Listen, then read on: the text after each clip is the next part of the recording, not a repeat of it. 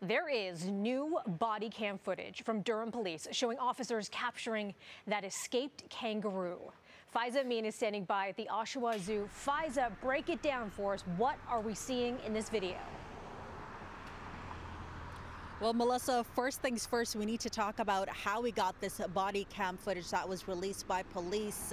Durham Regional Police telling us it's because the kangaroo struck one of the officers, and that triggered the body camera to essentially go on and record part of the interaction between police officers and this kangaroo, who had been on the run for days now. We'll show you that footage right now. The entire incident wasn't recorded, as I mentioned, but Durham police provided the snippet of the officers trying to get the kangaroo. At times, the kangaroo was a little bit jumpy, and they attempted to get the kangaroo into the police vehicle, eventually returning her to the zoo. Now, the kangaroo escaped its handlers on Thursday in Oshawa during a pit stop at the Oshawa Zoo, meant to allow for the animals to stretch their legs. They were on the way to Quebec.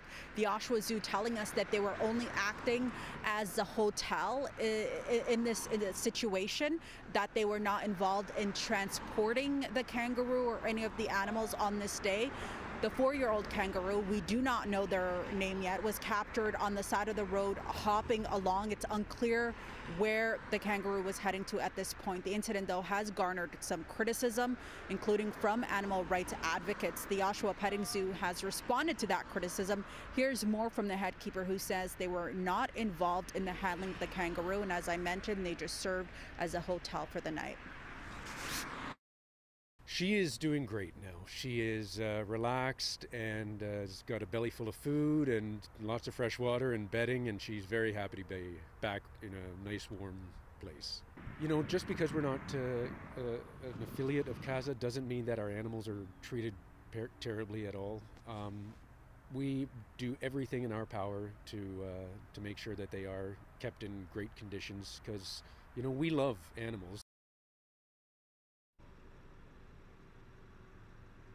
So again, I did pose a question to the Oshawa Zoo rep right there about where the kangaroo came from and where the kangaroo was going. He also told me that they do not have that information. A spokesperson from the Ministry of the Solicitor General tells CityNews that the province is currently determining if a review of this incident is required. So we did mention that this happened at a time when the kangaroo was being transported from one location to the other. The Oshawa Zoo says that the kangaroo, who is doing well and is healthy right now, is expected to hit the road once again in the coming days. Okay, so the Oshawa Zoo acting as a bit of a kangaroo hotel, and of course the safety of all these animals is the most important thing. We've had some pretty famous animals in our neck of the woods. I'm thinking the IKEA monkey, the capybara couple. Where does the kangaroo rank in all this, Faiza?